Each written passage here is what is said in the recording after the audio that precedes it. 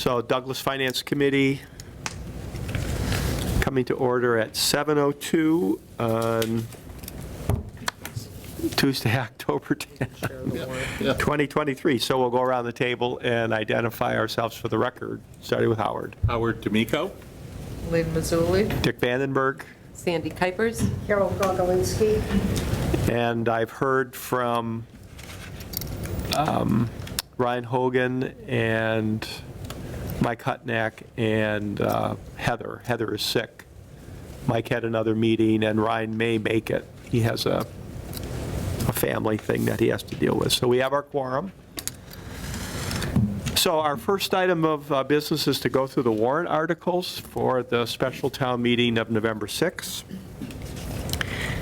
So the way we're going to do this is, as we go through each warrant article, I'm going to ask someone, particularly the person who's speaking to the warrant article, to give us a little bit of background why this is even on the warrant, and then if it is approved by the town, how that benefits the town.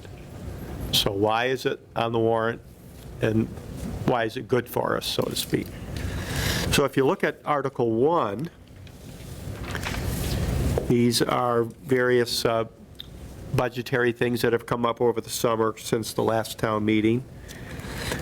So the way we're going to do this, well, Gene, you want to speak just in general terms about what these things all have in common, so to speak, in terms of the process? And identify yourself for the record.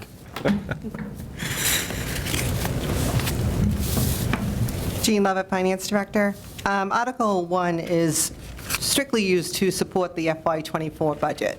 As we prepare the budget in March, it's voted on in May for July.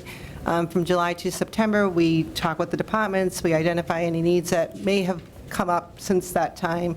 I'll use the police wages, for example.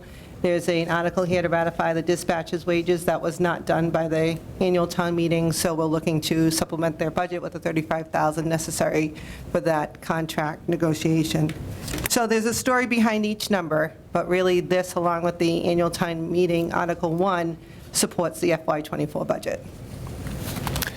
Okay, any questions, FinCom people, generally about that? So what I'm going to do is I'm going to read each item with the dollar amount, and if you have any questions, just say so, and we'll come back to it at the end of the whole article, and if you don't, that's fine too. I think at our last meeting, Gene gave us the background to a lot of these, so. All right, so increase economic development expenses for $500. Increase cemetery expenses, $2,900. Increase selectmen wages, $5,563. Increase selectmen expenses, $7,000. Increase town hall office expenses, $3,000. Increase awards and recognition expenses, $300. Increase town accountant wages, $2,700. Increase town accountant expenses, $3,200. Increase assessors expenses, $10,000. Increase treasurer expenses, $5,000. Increase police wages, $34,000. Increase fire wages, $47,500.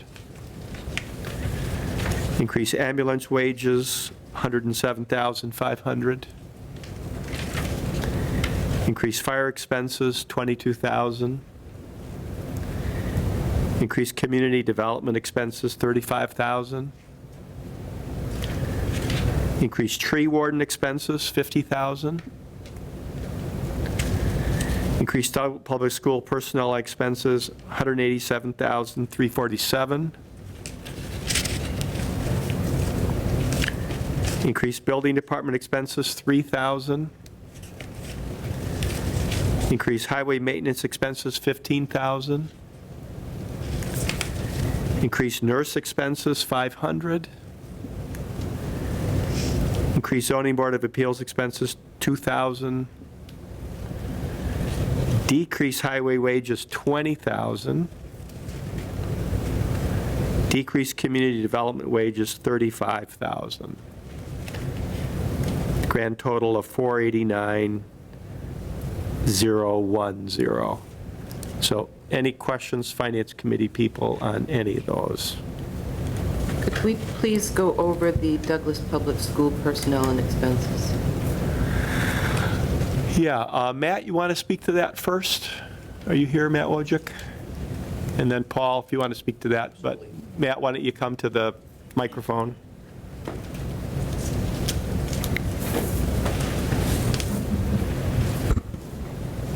Good evening. Good evening. We started this, well, I should say, we ended the spring cycle with the school department, saying they were short 327,000 and 3 other digits. And we held a series of meetings, Gina and I, with the superintendent and business manager, and came to the conclusion that we could fund in a recurring fashion most of this number that's needed. In one of your subsequent meetings, the school department confided that they had balanced their budget using reserves. This would put money back into their reserves. Does that make sense? To the tune of 187,000. So that's how we got to this point.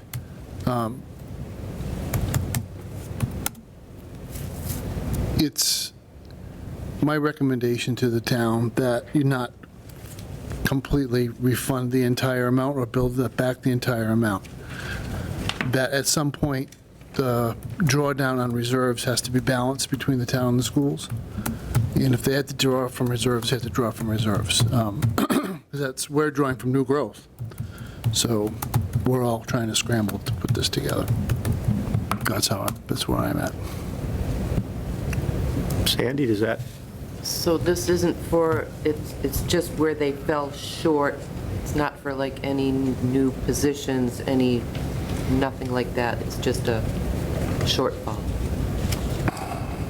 I think to get a good detailed answer, you should ask the administration of the school department. But my understanding is they used 327,000 and some additional, whatever, under 1,000, to balance their budget, to bring their revenues even with their expenditures. The town's going to put back 187 of that. Thank you. So there's nothing new. If I understood your question, this isn't for anything new above and beyond what they got approved. It's backfilling the funding source that they used to fund what they needed. Thank you. Any more questions for Matt? I don't know if it's for Matt or who it's for. I went over this because we talked a lot about this last week, and I'm just curious are these numbers pretty much the same that we did the last time? I thought I had brought mine with me, but evidently I didn't. What we had in front of us at our last meeting. Okay, hang on a minute, Carol. Yeah, Jean?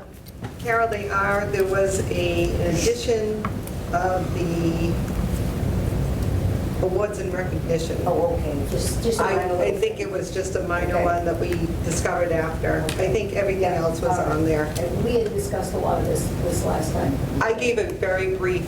Yeah, right. But all the departments are here tonight if you should have any specific, but I think that's the only one that we added. Okay, thanks, Jean. Anybody else for Matt? Yeah, Yes. Howard? We're going to ask Paul and Courtney to come to the table in a sec, too, if you want to talk to them. So Matt, I think you just said you would not have funded all of the use of reserves. Was there a portion of the 327 you would recommend? 187, whatever that is. The amount that's, That's the amount that's that there. is the amount you would recommend? Yeah.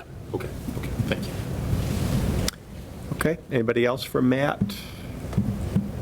All right, thank you, Matt.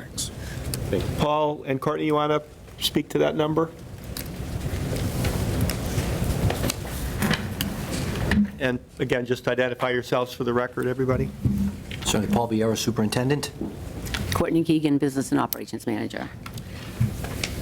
So as you remember, we were here in April and again in June talking about roughly a 327 shortfall. The amount that is recommended here is the 187,347, which is obviously significantly less than the 337. So my first question is, how was that 187 derived?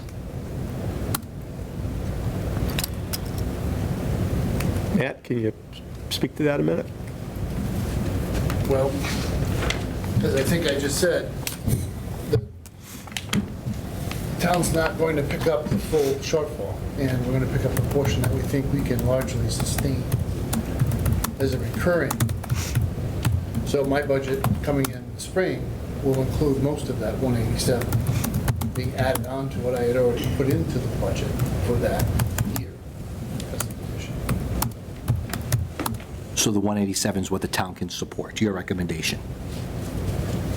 Okay. And then is the 187 going to be added permanently to our base going forward?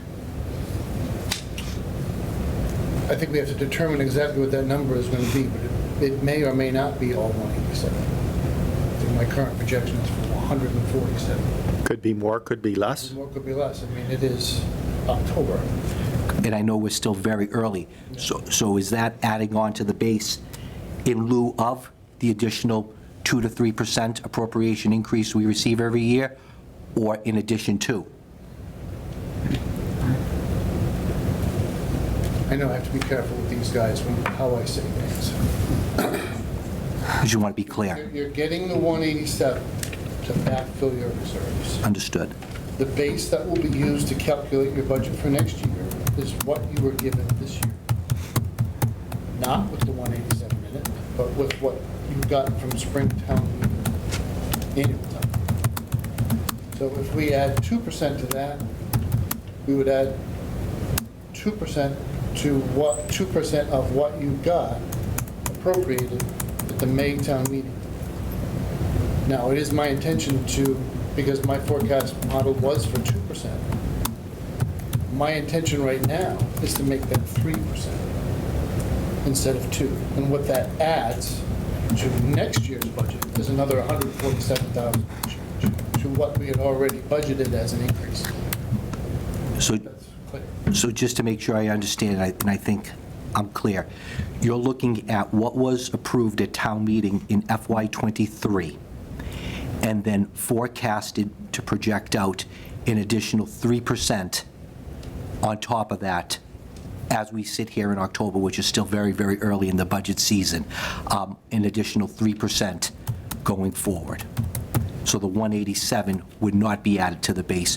You're saying that it's 147, which is the difference between a 2% and a 3% increase. Right. So your bottom line total, and my forecast for the budget right now is 15,003,000 and however many. Could we quickly clarify the fiscal years? We're in 24 now. This is a supplement for 2024, correct? Correct. The current operating event. Correct. The reference earlier was this is the 2024 money, and the proposal is for FY '25 to go up 3, correct? Okay. I just want to make sure the committee, and Ms. Keegan has some handouts, can walk you for it. Not adding the full amount in both FY '23 and '24, or '24 and '25, however we word it, creates a significant structural budget deficit for us. And I'd be remiss if I didn't inform the committee and the town administrator of it.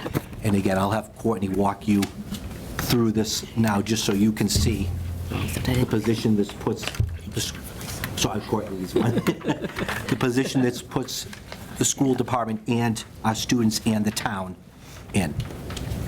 So Paul, I'm just wondering, and Courtney, as we're looking at this in preparation for the special town meeting in November, what we recommend as a finance committee, whatever that number is that the town ends up passing, how crucial is that number for the school year this year, for instance? I'll have Courtney walk you through that. Okay. It is very crucial.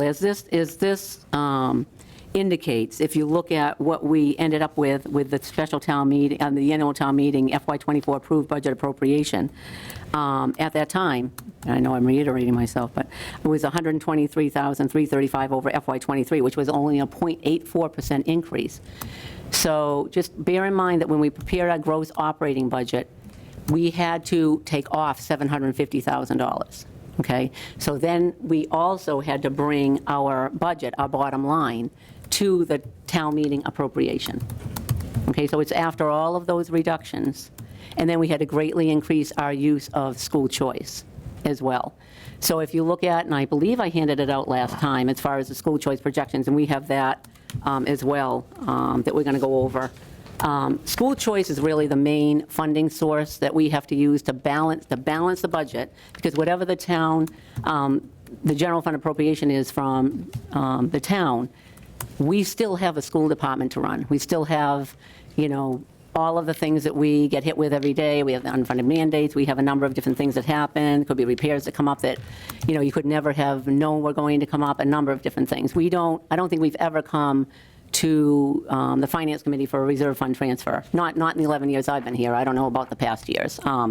So the school choice account, we have to use to fund the budget in the current year, but I also have to think prospectively about future years. You don't want to set up a structural budget deficit, but we had already reduced the budget in FY24 by $750,000.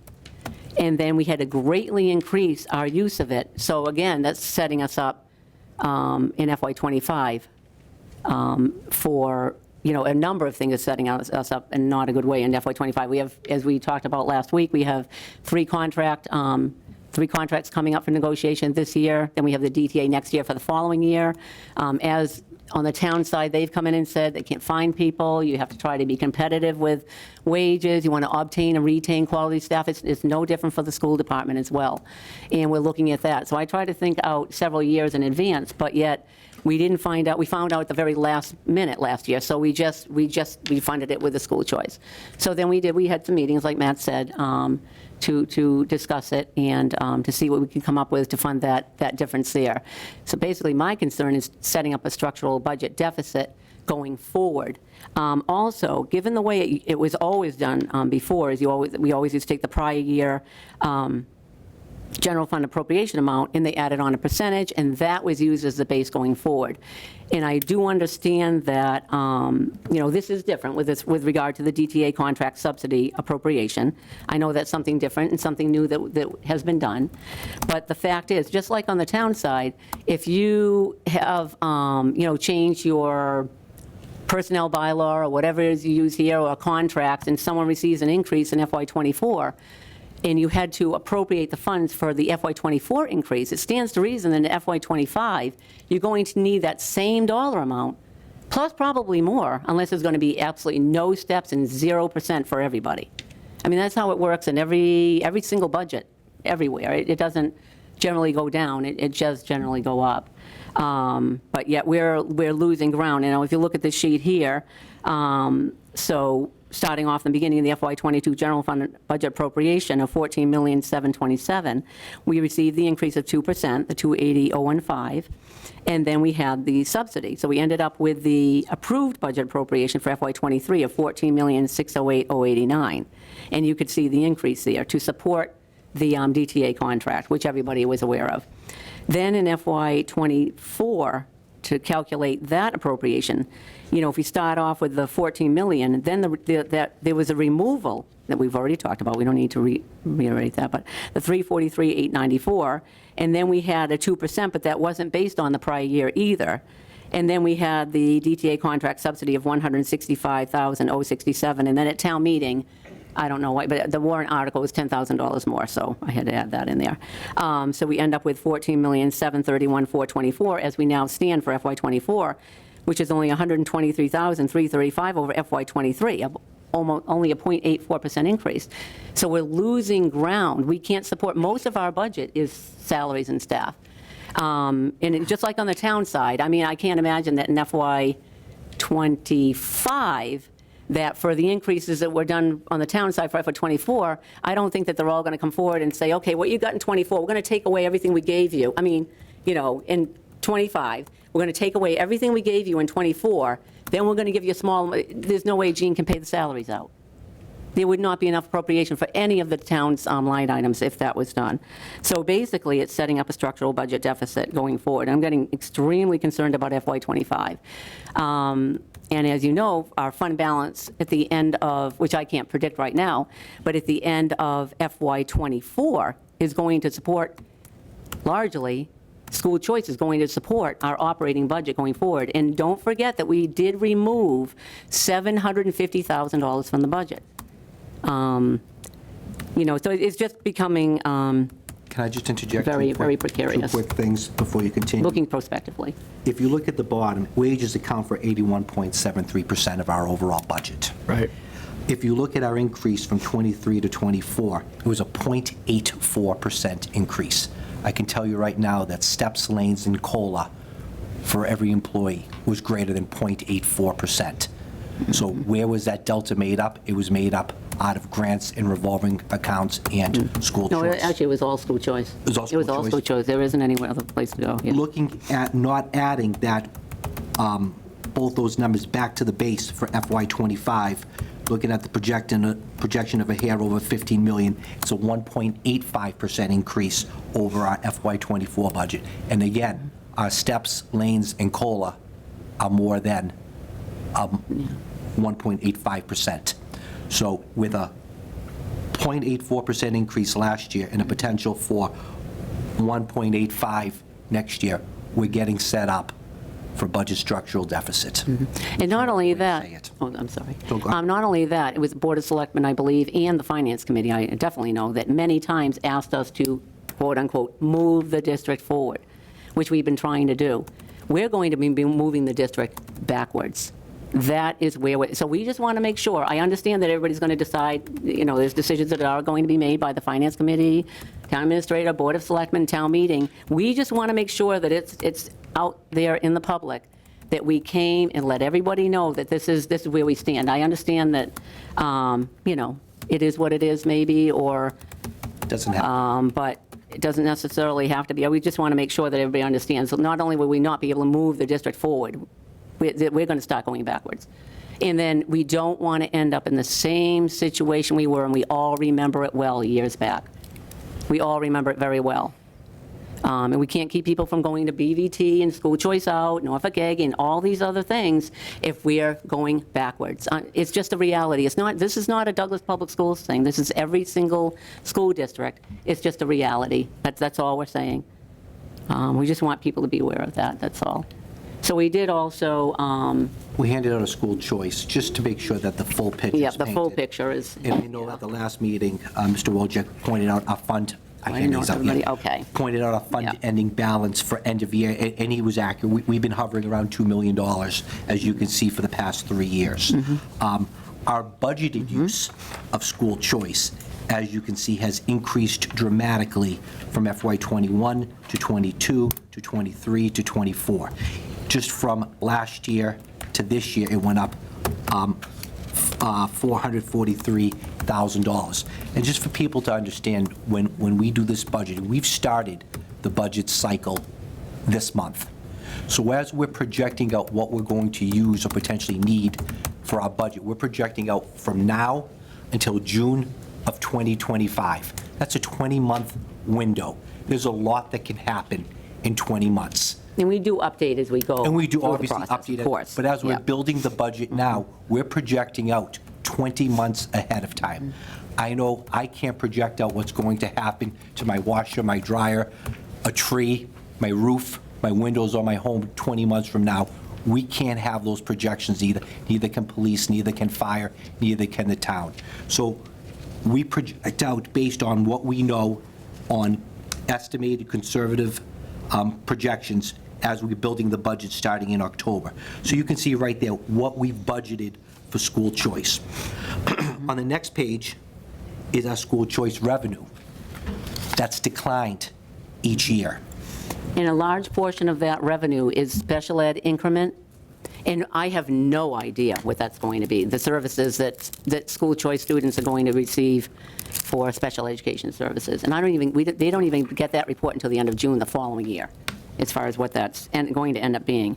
And as everyone knows, as far as school choice revenue goes, they do, I believe it's in January, because the figure they put on the cherry sheet is an old figure, it's an outdated figure. It's always been that way. They go by the prior year's data, and then they update it in January. I believe they used to update it midterm. I don't know if they do that update anymore. And then they update it in June, for special ed increment and all the FTEs. So in other words, if a student came in not exactly in the beginning of the year or left earlier, didn't stay the full year, they're going to make those adjustments. They'll reduce that amount, the FTE. So the $5,000 per student may be $3,500 or $4,500. It's not going to be the $5,000. They go right down to exactly how long that student was there in the district. And for sake of transparency, the last slide is our actuals, what we actually spent in each year. And as you can see, there's a wild fluctuation from year to year, from $1.1 million to $200,000. Yeah, that was COVID. That was COVID, That was COVID year.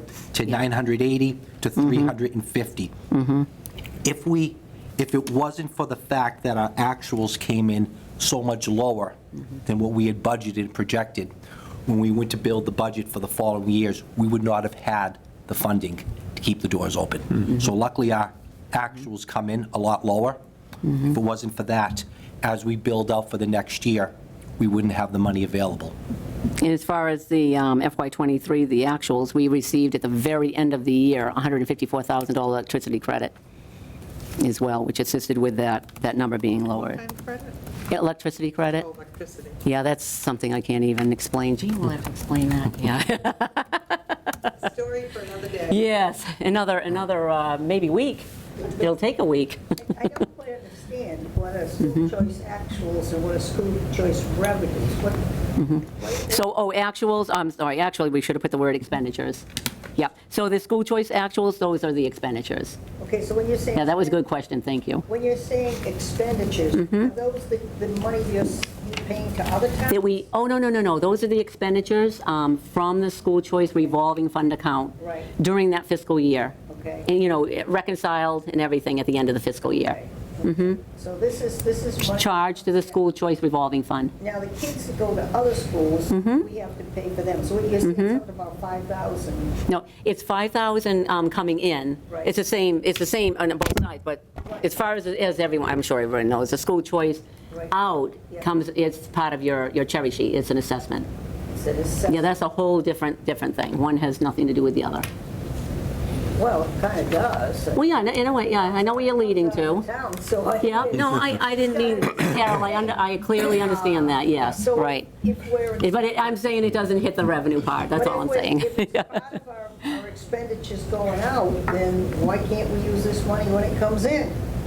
We do. Because, But What- you seem to think it's a horrible thing that we have to.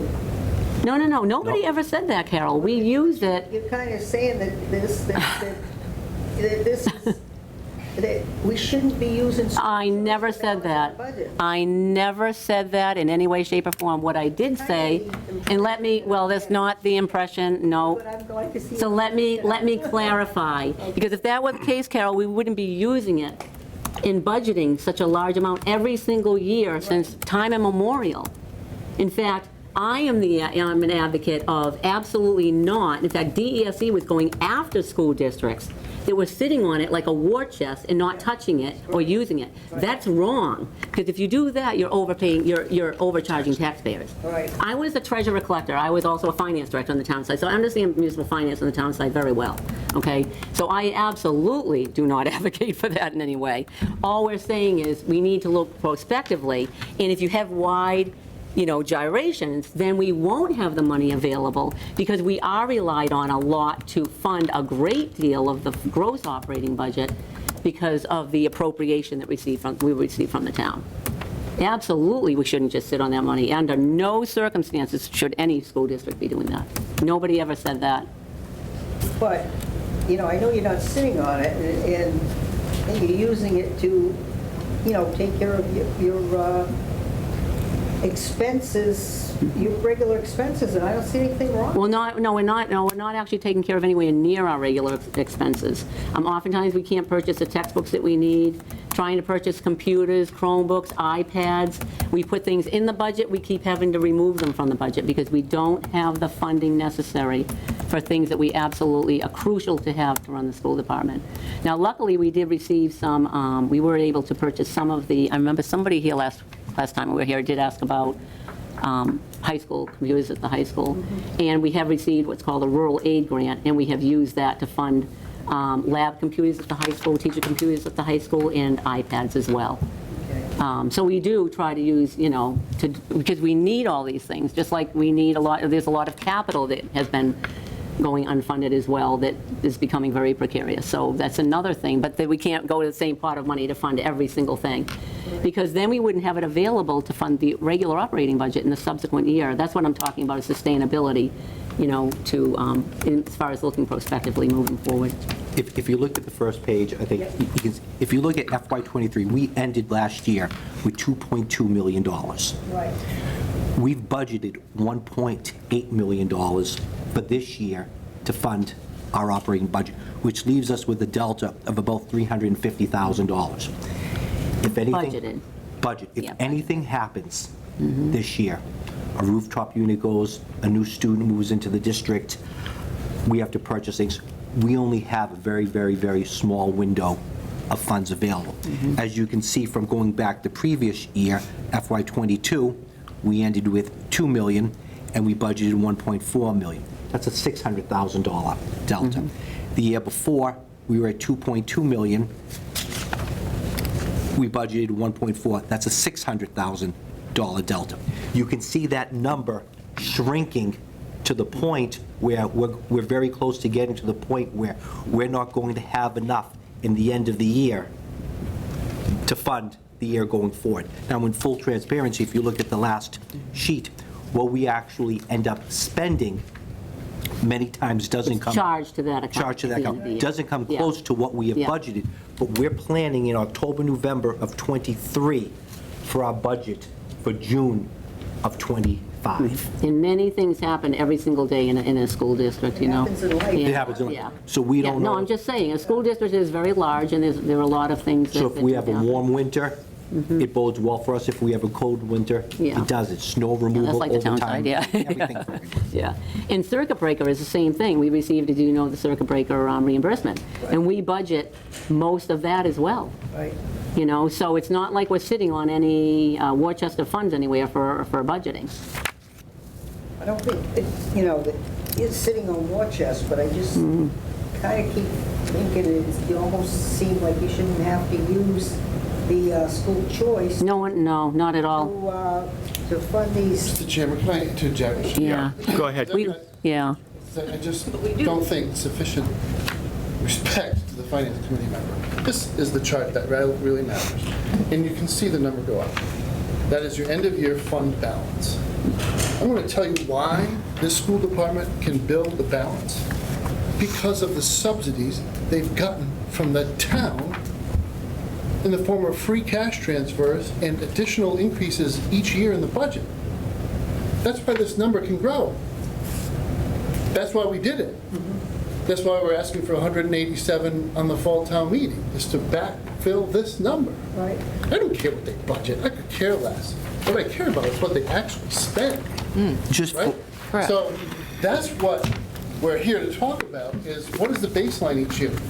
Forget all of this gobbledygook in the middle. Circle the top number, 14,727. That was the general fund budget appropriation for the Douglas Public Schools in fiscal '22. And I'm here. Oh, okay, I got you. Circle that top number, Yeah. then circle this bottom number, 15,003,348.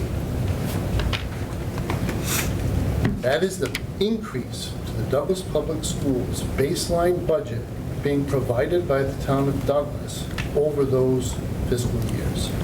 $1 million, which is just about 2.5% a year over year.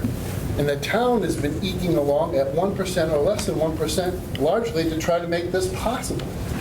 So I think the story depends on how you want to tell it. I actually think we have a lot to be proud of. This pace of increasing funds to the Douglas Public Schools is at a historic high. Because as the base grows, you keep the same percentage, it's more absolute dollars every year. So we do operate in a constrained environment. And that is because we work in a community that gets a large amount of state aid, and that state aid stays flat. So if we're going to increase anything, we have to raise it from the taxpayer, 96% of whom are residential property owners. So you don't have a blank check. You have a limited value of the town against which you can take limited amounts of increasing revenues every year. As we come into some better times, we have to be mindful that they may not last forever. And that as we budget for fiscal '25 going forward, we want to keep the pace of increase each year at a reasonable clip so that we don't find ourselves 5 years from now scratching our heads saying, where did all the money go? Which is why I don't know that I want to budge too fast from 3% to the schools this year. But if it's there, we can do it. One of the things that'll make it there is, this is one thing that last point, Mr. Chairman. The education budget for the town is not just the Douglas Public Schools. It's the Douglas Public Schools, Blackstone Valley Tech, Norfolk Aggie, and the school bus contract. And some of these line items are increasing at a very rapid clip, but far faster than we can give to our own public school system. In some ways, they're victims of the overall cost pressure on education across the board. Big difference between our superintendent's job and the superintendent's job in BVT is the latter gentleman can waltz in here with an invoice, put it on the table and say, this is what you're going to pay. Whereas the school department has to fight for every dollar they get. And I'm sympathetic to that. I think that's a terrible shame, and I wish it was the other way around. But the laws don't allow us. And Douglas Public Town Meeting has voted no. We've done almost everything we can to send the message that we don't want to have those high increases every year. But they're still at 4.5. And I don't know if that's going to change. So I just wanted to tell a story from a slightly different perspective. The end-of-year balance keeps growing, and that is not suggestive of anybody who's ready to fall off a cliff. So what I'd like to do. Can I just add two more that I'll be, Yeah, if you yeah. don't mind? First off, I just would be remiss if I didn't point out that the gobbledygook comment of $14 million, that money goes to fund the education of 1,200 students. And I don't think the education of 1,200 students is gobbledygook. Our kids deserve it. They're our future. So That's just a completely unnecessary, no, it's Yeah. completely unnecessary. I just want to make sure The that, gobbledygook is your math, Let's- which I don't care to Please. engage. the next, It's just ridiculous, Matt. always turn things back to the kids, the kids. Paul has- the I have kids. some Time to questions. grow up. the next when it's question, time. the next Time to grow piece, up. Yeah, Paul has the floor, Committee though. members have some- yeah, the next piece is just to point out, in FY '21, '22, and '23, we did receive ESSER funds to the tune of about $1 million, and we were able to use a lot of those funds to purchase several things in the budget, which is why some of those numbers are higher. So again, there's a story behind it, and again, it depends which perspective you're sitting at. I appreciate Mr. Wojcik acknowledging the fact that we do have to scrounge for every dollar, as he's protective of his departments and the overall budget of the town, but I'd be remiss if we weren't here advocating for what we need as well, too. Okay, Howard, you have a question? If I may? You may. Chairman? So, actually, I want to go into those figures for a moment, if I could.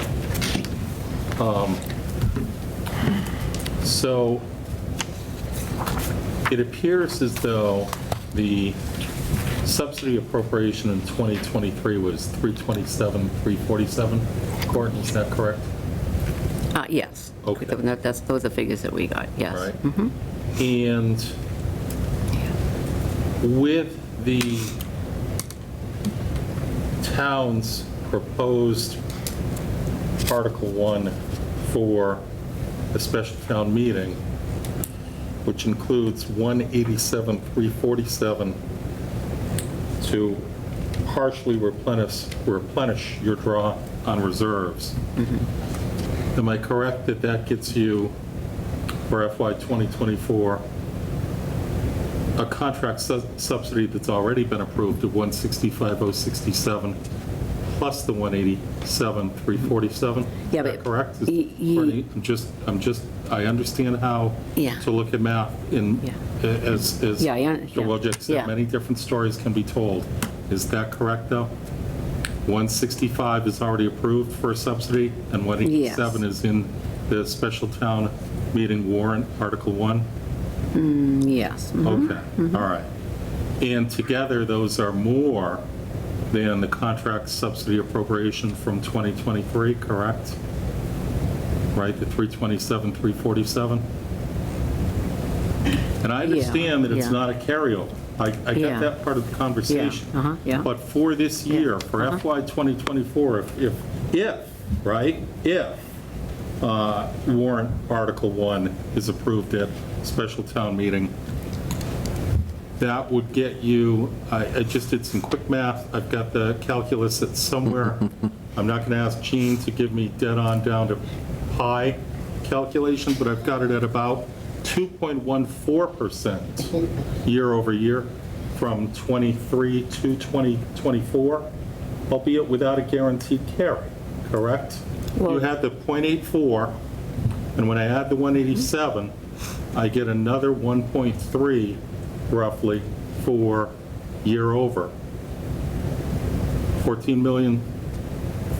14,727 divided in the correct order by the 187, 347 gets me about 1.30 more.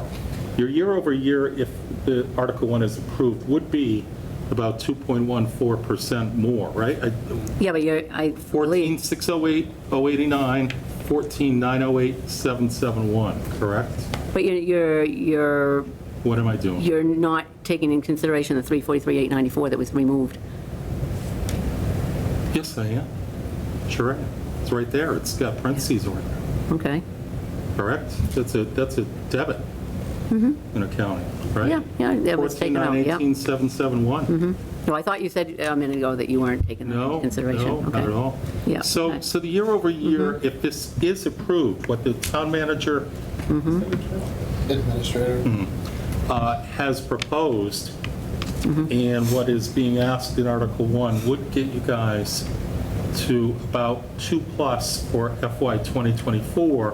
What I've heard tonight is, without it being anything you can rely on, a representation that the effort next year for FY 2025 would be to bake a certain portion of that in, at least initially at a 3% increase, getting us further.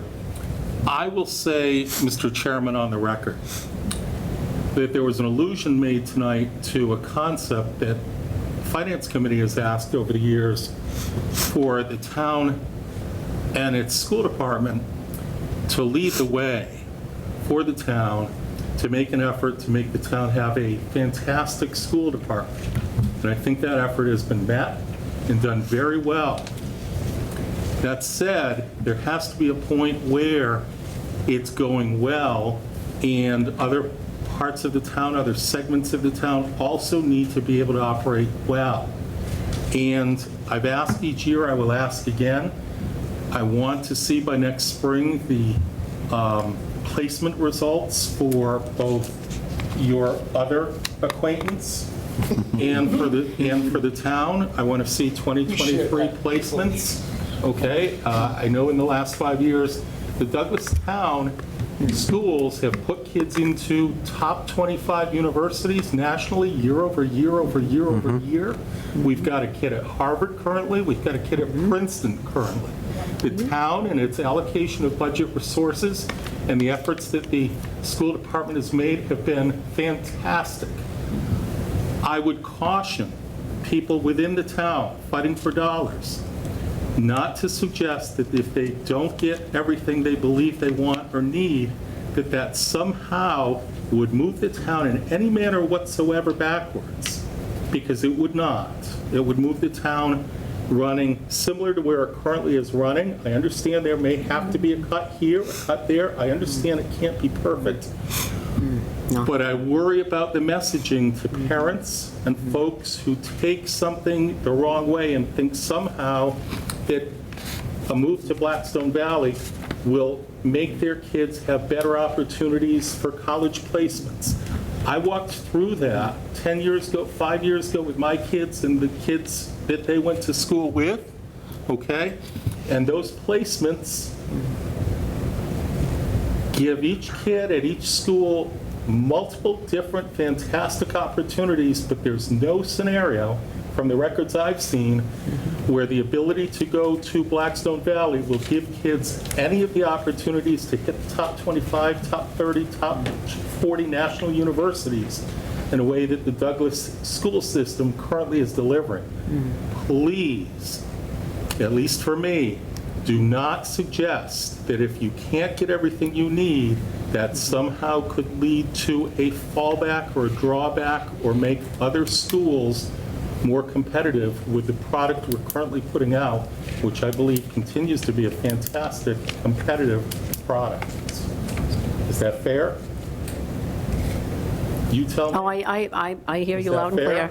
Thank you. Okay? So I I- understand the advocacy, but please don't advocate in a manner that suggests to the public something that may not necessarily be accurate. Okay. Anybody else from FinCom? I Comments or questions? question that I would like the answer, only because I think it may be something that's going to come up in the future on today's warrant that we're looking at. What was the highest enrollment that Douglas has ever had? We had about, 10 years ago, we had about 1,600 students. 1,600, I remember from back then. Highest, I don't know, like from Okay, years that's back. good- That's good enough. Yeah. That's all I need. Yeah. Good enough. All right, thank you. So Finance Committee, the proposal before us, you see all these numbers. Is there any more discussion on that 187, 347 that Sandy talked about? In terms of up, down, more questions? Sandy, you asked the question. Do you have any? I'm satisfied, thank you. Okay. Any other public discussion, Mr. Chairman? Pardon me? Any other opportunity for public discussion? Yeah, anybody in the public want to speak to that? So name and, My name's Monique Salvis. Live at 3 Sandra Circle. Okay. I'm a parent of 2 kids in the district, one in the elementary school, one in the middle school. Personally, I'm a graduate of LaSalle Academy, so I have seen the different standards, and there's things I want for my kids that they're not able to get in the Douglas school system. So it's frustrating to me. And I also ask the question, why are parents sending their kids out of district to BBT, to Norfolk Aggie, to wherever they're sending their kids? They're looking for other things for their kids. They're looking for more. And I know Dr. Vera has said we need technology. I'd love to see a bigger band program. It's very small. I'm grateful to the staff that is running that program. But if you look at area schools, there's some space between what we have here and what other school systems have. So, I appreciate that some families are having a great experience here. I'm personally fighting for more. And I'll just leave it at that. okay, thank you. Anybody else from the public? From the audience, I mean, yeah. All right, so, Thank you for the opportunity. all right, thank you, Courtney, thank you, Thank you, Paul. Bob. Any more questions on Article 1, on any of those numbers from anybody? Can we just go over again the ambulance wage increase? Is that because of additional staff? I don't remember. Matt or Jean, can you speak to that, the ambulance number?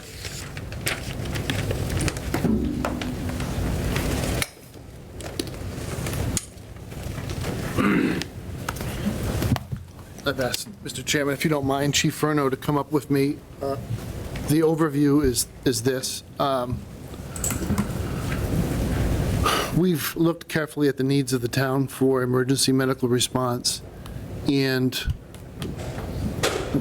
had a very cordial and I believe hugely positive conversation with our union about how to work to get more hours filled during the day with an additional person so that we can get 2 ambulances out the door at a high level, advanced life support level of service, and rather than simply put it in the budget for fiscal '25, we're looking at the way we're configured now and our current needs and the way we've really run our staff ragged because we've had some vacancies, and many people, including the assistant chief, have really stepped up and given us many, many hours of overtime and extra work. And that is not a well that you can draw water from forever. At some point, you're going to get close to the bottom, and you need to be thoughtful and creative, and that's where I'm going to turn it over to the chief, who's been thoughtful and creative. So what we've done is, we're hoping to staff another person during the day, 10 hours a day, to get us either the ambulance and an engine out the door, or both ambulances. I mean, in the past several weeks, we've been successful with the assistant chief and myself getting the second ambulance or an engine and an ambulance out the door. But that leaves no one behind if something else happens. You know, for instance, probably 2 months ago, both ambulances were at UMass Hospital. We had a near drowning at Wallem Lake. There was no call staff in town because it was in the middle of the day, and no one from Douglas responded. Webster responded. That's a feeling that, as a fire chief, I don't want to have, not being able to have someone from Douglas respond to one of our own emergencies. So that's just one instance. We can get more things done, more inspections done, have another body. If we have someone call out sick, we can still staff that shift without filling it with overtime because we have that other person now during the day. At night, we rely on our call members to come back and help us, which we have a very strong call department. But we're looking to add that one body, just 10 hours a day during the day, Okay. to the 3 groups we have. That's all I'm all for it, Sure. just to be Yep. clear. I just didn't remember what the situation was. Sure. So I just want clarification. Sure. Thank you. Okay, And one of the Go ahead, things Carol. that I would like to say is, kind of like the way we see the numbers, okay? We see the numbers going out, but the way that the accounting is done under municipal stuff, we don't realize that every time these ambulances go out, we're also billing an insurance company. That's correct. So sometimes the number isn't looking, it looks worse than what it really is. Now, I know there's going to be a number of people that you're not going to collect from no matter what. But there are, you know, I'm sure we're not making a profit on it, but it's not as bad as what it looks. That's correct. That's exactly right. And we have an extremely well-equipped, they're going to keep you alive now if they can. That's And they correct. have at my house more than once, so I'm all Yeah. for it. all right, anybody else on Article 1? Any other questions on any of the numbers? All right, so, thank you, Chief. Thank you. Thank you, Matt. Thanks. So, Sandy, do you mind being the one to move that we vote to recommend? I move that we vote to recommend the town raise and appropriate the sum of $429,010 and transfer the sum of $60,000 from ambulance receipts reserved for appropriation for a total of $489,010 to fund the following amendments to Article 2 of the annual town meeting of Monday, May 1, 2023. So Sandy makes the motion that we recommend. Would somebody second it? I'll second it. Carol seconds. Any discussion on the motion? Okay, all in favor, say aye. Aye. Opposed? Abstain? Motion carries. All right, Article 2, Capital Improvement Supplemental Budget. Do we have somebody to speak to that? I can speak to it. You want to come up? Why not? Who's this? I'll take the easy one. Hold on. So your name and position, sir, please? So, Adam Furno. Adam Furno, Acting Highway Superintendent, and also your maintenance manager for the town. So why is this on the warrant, Adam? So. What's the backstory? So the backstory with the main roof is the engineer's estimate came in higher. And what we're trying to do is we have an elevator roof project that was funded last year, and a couple of years ago, we had the main roof project that was funded. We were looking to combine both projects because the elevator roof should be $30,000 under budget, and the main roof is well over budget. So what we need to do is combine the two projects into one, and then we're also looking for a supplemental of $80,000, and that should be what the engineer's estimate comes out to for these two projects to be completed. Things have gone up, and they tell me everything that comes in right now is coming in high for all the projects, so this is what they're going with for a number. We're hoping that we don't need much of it and we can give it all back, but we just don't know until we go out to bid.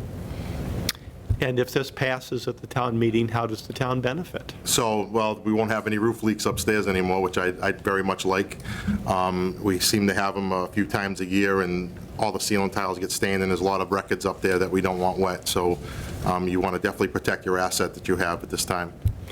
Is this also part of a movement to make the second floor eventually more Correct, yes. habitable? so to Exactly, speak? correct. That'll be probably further discussion I see in the article. You have a water line for Depot Street, which should change a lot of things, that you need sprinkler system upstairs, so that water line actually will benefit us by them doing this loop that they're doing. That will help us greatly.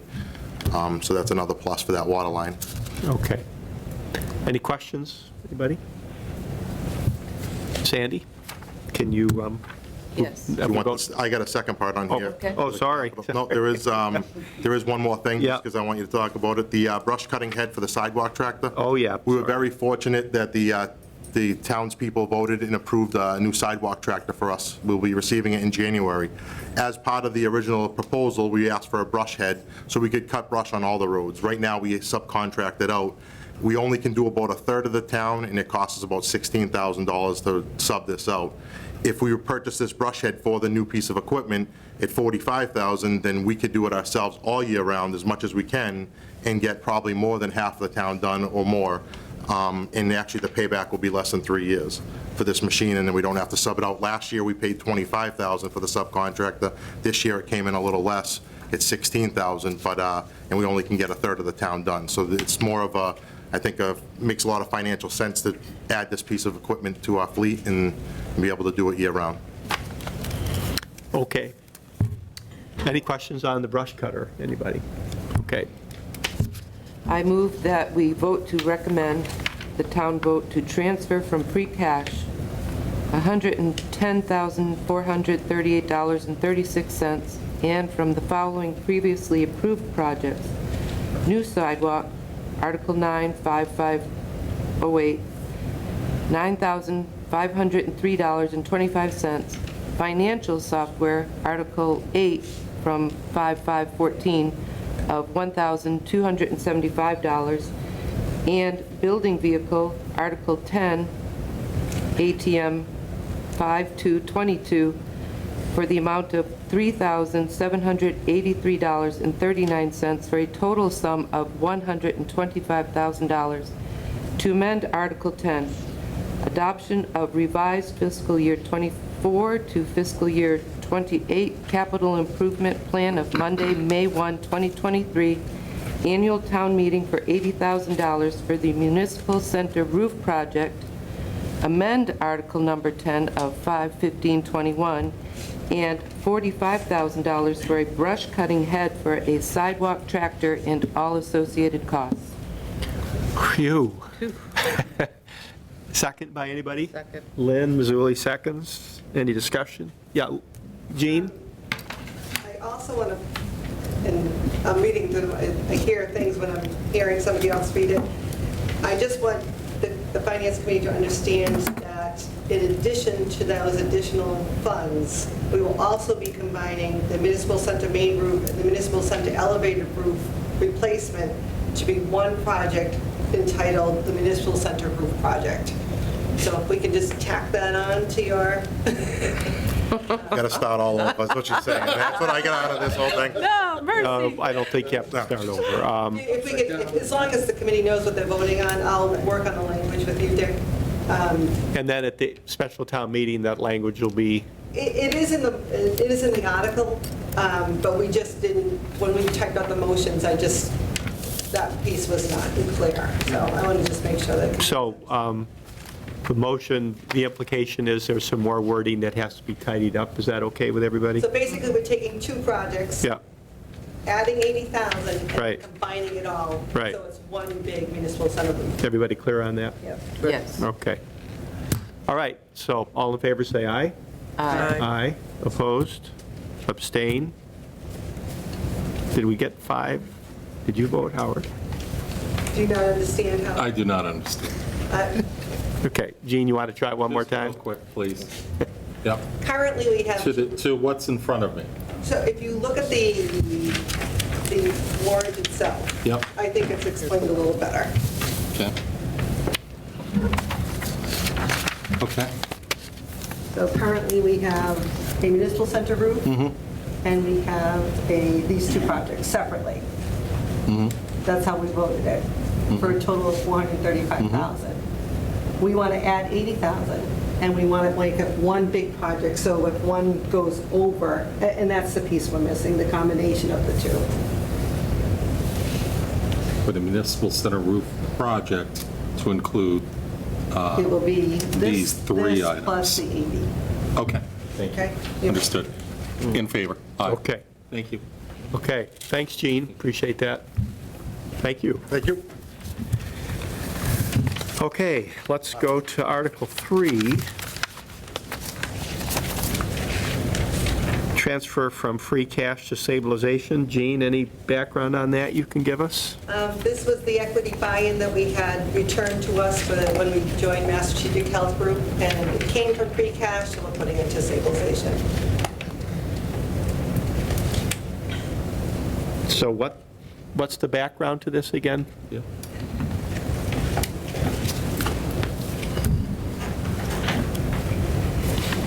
This is the equity buy-in that we paid to Mass Strategic Health Group when we formed the group. Yeah.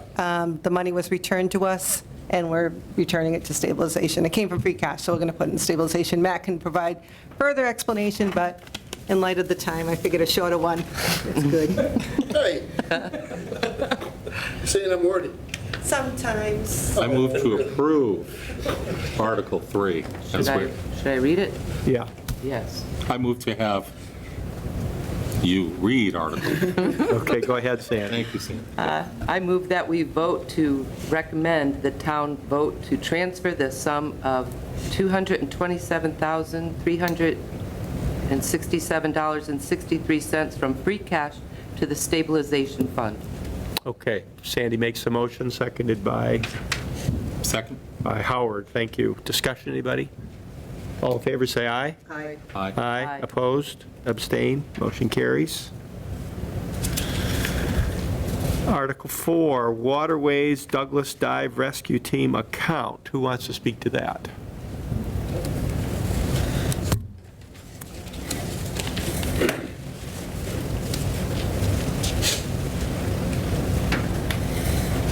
Your name and position for the record, please. I'm Kelly Manning, I'm the Assistant Fire Chief. Okay, Kelly, thank you. So the Douglas Fire Department is part of a regional dive team that's comprised of members that serve several towns in our fire district.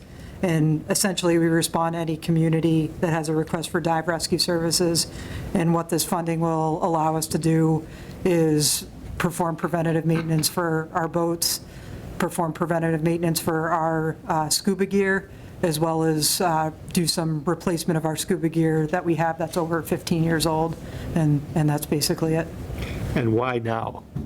Why not a year ago? Or, I mean, are we at crisis mode here now, or? No, we're not at crisis mode, so every 2 fiscal years, I would say, we request this money, about $10,000, and that's usually, we budget that over the 2 years, and then Okay. we request it again. So this is, if we look back historically, maintenance and some replacement of what we use, it's right on track with that, so. Okay. And this money actually comes from waterways receipts, not from the taxpayers. Correct. Boat excise and vessel penalties. Oh, Half I didn't even half the hear boat that. excise. Yeah, Okay. yeah. Okay, any questions for Kelly, anybody? Sandy? I move we vote to recommend the town vote to transfer $10,000 from the waterways receipts reserved for appropriation account for the purpose of purchasing water rescue equipment, repairs and maintenance for the boats, and any other associated costs. I will second that. Second by Carol. Discussion? All in favor, say aye. Aye. Aye. Opposed? Abstained? Motion carries. Thank you, Kelly. Thank you. Appreciate it. Article 5, changes to personnel compensation chart. Matt, you want to speak to that?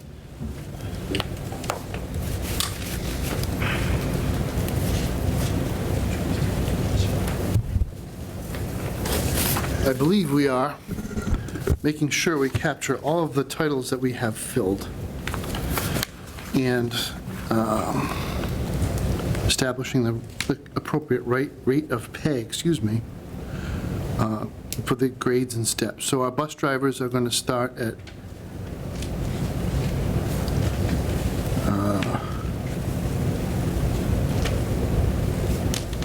I don't really like the way this looks. This is only establishing the grade.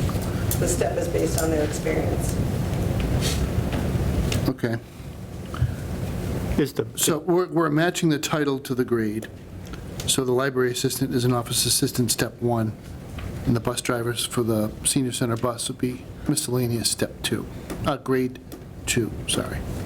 so is this before us, Matt, because there was a gap in the table somehow, or? No, I think we left the library assistant off, and that was an inadvertent error, and the bus driver is a new position, Okay. because the bus arrived a little early, so. All right, any questions for Matt on that, anybody? Sandra? I move we vote to recommend the town vote to change the personnel compensation chart by adding the position titles and grades/steps of library assistant at an OA-1 and a COA bus driver at MS-2. Any seconds, anybody? Second. Lynn, thank you. Discussion? All in favor, say aye. Aye. Aye, opposed, abstain, motion carries.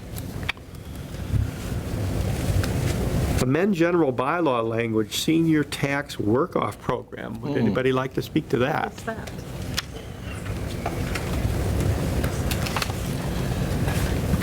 So your name and position, please. Good evening, Mr. Chair. Chris Popka, Principal Assessor. So what's going on? Well, in 2015, can't remember if it was the annual or special town meeting, voted to adopt a provision of Mass General Bylaw allowing the senior work-off program to operate at 125 hours of Commonwealth minimum wage. What was missed at the time, and we caught this year, was that we never updated the town's general bylaw to reflect that. So this is just bringing the general bylaw into accordance with the state law that we've been using and following. Okay, The cleanup. so it's to tidy up the language, Yes, basically. yep. huh? Yeah, you can see that the whole change is, the bylaw was saying a $750 cap. What was adopted at town meeting was the provision to be the 125 hours. So we're just literally swapping the number 750 for the 125 hours, the Commonwealth minimum wage. Gotcha. Okay, any questions, anybody? All right, Sandra? I move we vote to recommend the town vote to amend the general bylaw language as printed in the warrant. Okay, seconded by Howard. Thank you, Howard. Second. Was it my turn? Discussion? All in favor, say aye. Aye. Opposed? Abstained? Motion carries. Thank you so much. Appreciate it. Thank you. Article 7, ratify Douglas Police Fire EMS Public Safety Communications Contract. Who would like to speak to that one? All right.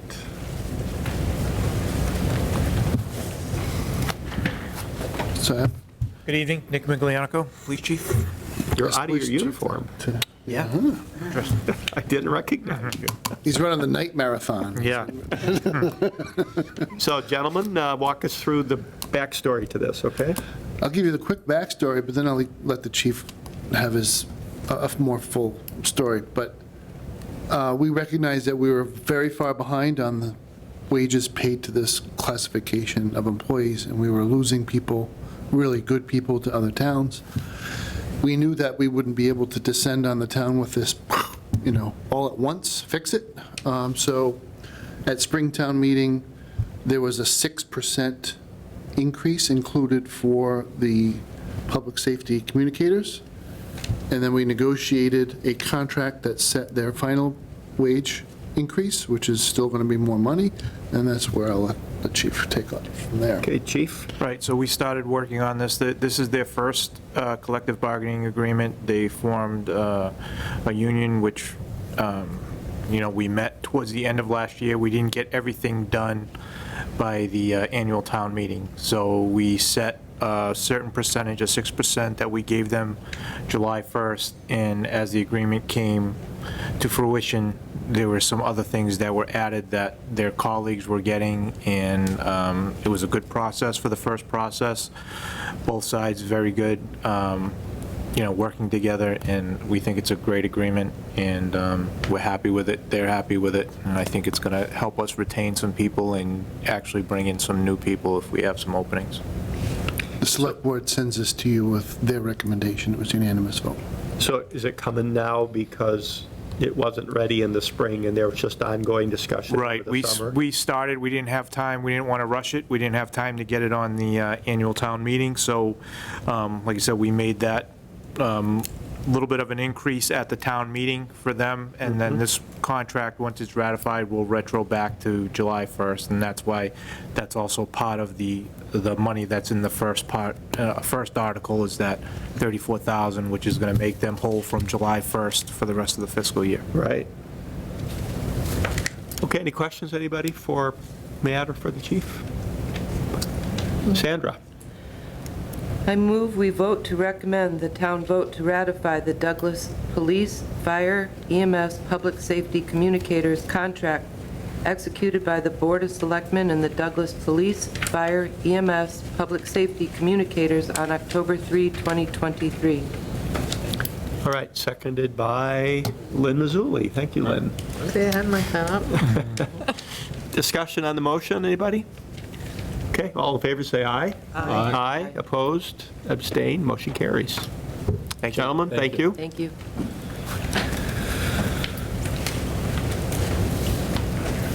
Article 8, amend zoning bylaw, solar bylaw. Matt, that's you, I think, right?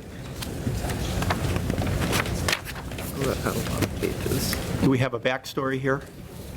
We do. Good evening, Mr. Chairman, members of the Finance Committee. Matthew Benoit, Director of Community Development. I'm sure you all recall that this is a solar bylaw that we just brought before town meeting last fall. When we knew at the time that there was also an ongoing case law that may change the bylaw. And after our bylaw was approved at town meeting, we had to have a little wait from the Attorney General's office, who was also waiting for that case law to finalize. Finally, come about May, we got their comments back on our bylaw, which suggested some changes.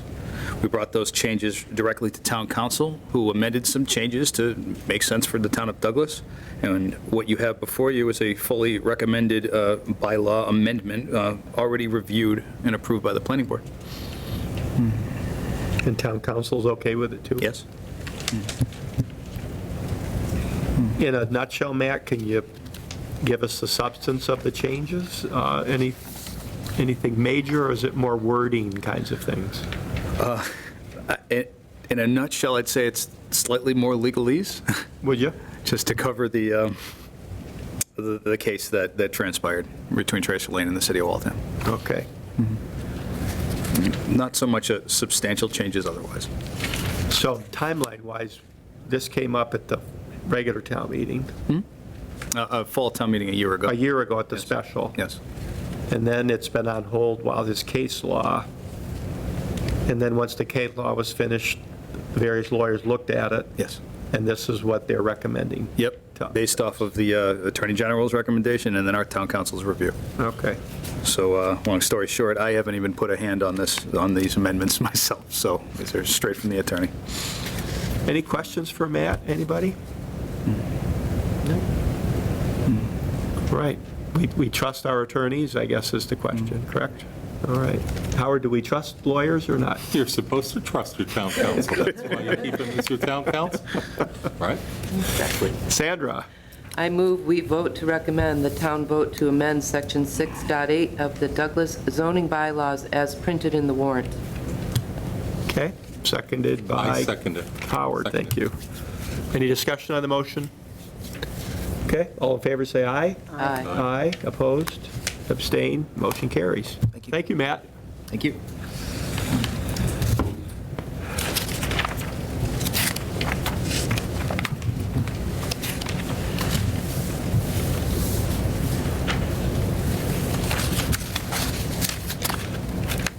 All right, Article 9, no solicitation. Who's going to speak to that one? Chief? Back in the hot seat. He just looks like a regular person. He does. I'm just a regular guy, Howard. That's all I want to be. So you have a backstory for us? Yes, okay, so this article is intended to regulate our door-to-door sales solicitation. It will regulate a permitting process, set up a no solicitation registry that people can register through the clerk's office if they don't want solicitors coming to their house. Part of the permitting process is they would have to submit to a background check. We would have the information on their vehicles. It's all part of an application process. It would set a time frame for people to solicit, 9 a.m. to 7 p.m. So there would be a permitting process. They would apply to the police department. We would process that. They would get their permit, and when they got their permit, they would get a copy of the no solicitation registry, which residents can sign up for if they don't, want solicitors. Right now, we don't have anything official in place. We ask solicitors all the time to check in with us, but we really can't force them to. We don't have a process in place. We get a lot of calls on solicitors. Right now, the hot thing is solar companies. No pun intended. No pun intended. So the solar companies are out there. So, we get a lot of them will check in, but we get calls from people, there's somebody walking around their neighborhood, there's a suspicious vehicle, and if they don't check in, that causes a problem. If they do check in, there's a permitting process. When people call, we can say, yep, we know they're in the area. We'll come by and check on them anyway. And then there are some residents who have no solicitation signs, and depends on who the company is. They may be, they may respect that, or they may not respect that. So we have issues there. This is just going to give us an opportunity to regulate the process a little bit more. It's not something that we created. We put it together. It's come from other towns. Bellingham has one in place. A couple other towns have one in place. We just, adapted it a little bit more to our community. So I think it's a good bylaw. It's not going to require youth groups, we're not going to require the Girl Scouts to come in and apply for a permit to do this. Religious groups, politicians, it's just basically for-profit companies that want to come in and make sales. And why now? So I believe, and Matt can correct me if I'm wrong, I think we tried this in 2019 at the town meeting, and it was put on there in very similar language, and a conversation arose about religious groups and some things like that, so we tweaked it to fix that. So it didn't pass at that town meeting. But since then, we've got several other requests to bring it back, and I believe a few of the selectmen's office got some requests, and that's why we're putting it back now with the adjustments that we made to those groups, and change it up a little bit. So when you've checked with Bellingham and other towns where it worked, did they also have a shakedown cruise where they did it, and then people said, hold it, this hurts the Girl Scouts? Theirs was already in place, and I think they made the adjustments as they went along. Okay. A lot of times when something like this gets implemented, they have to make some changes as they go. So ours specifically says that these groups won't be affected by it. Okay, questions for the chief, anybody? Okay, Sandra? Thank you. I move we vote to recommend the town vote to adopt Article 9 as printed in the warrant. Seconded by Carol. Thank you, second. Good job, Carol. Discussion on the motion, anybody? All right, all in favor, say aye. Aye. Aye, opposed? Abstained? Motion passes. Thank you, chief. Thank you.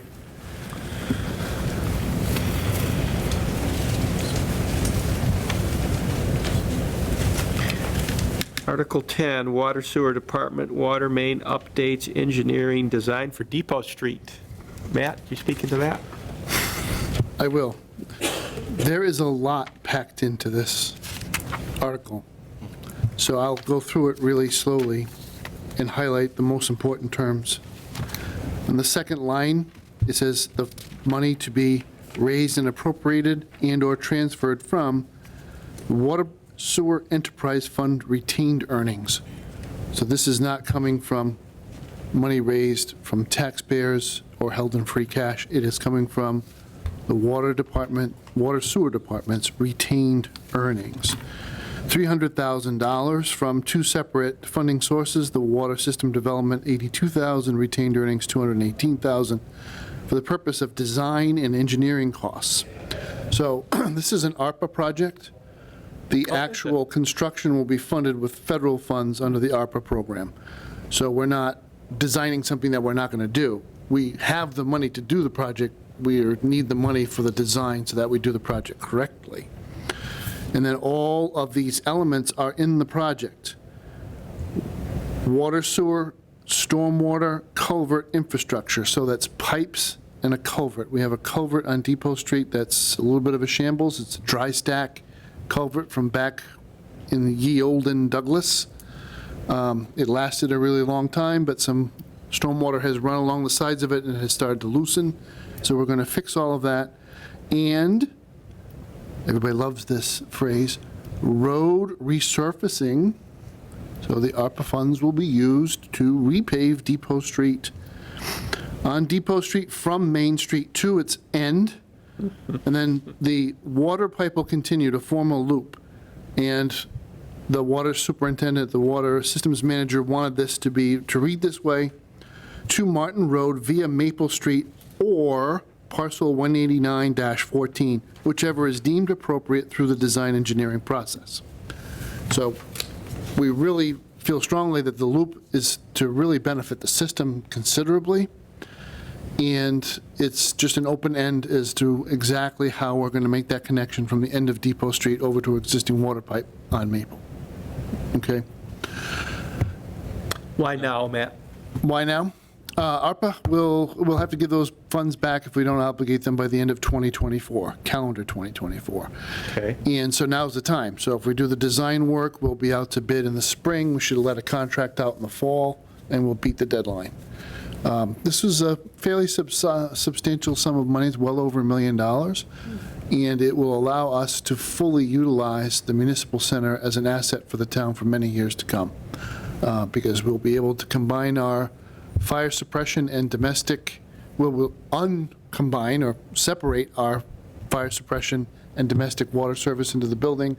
So fire suppression will be on a dedicated pipe. We'll have a second riser up to the second floor. We will have no building code issues. We'll be able to utilize the floor space of the building. So this is no taxpayer money then? No. We like that. All right, any questions for Matt, anybody? No. Sandra?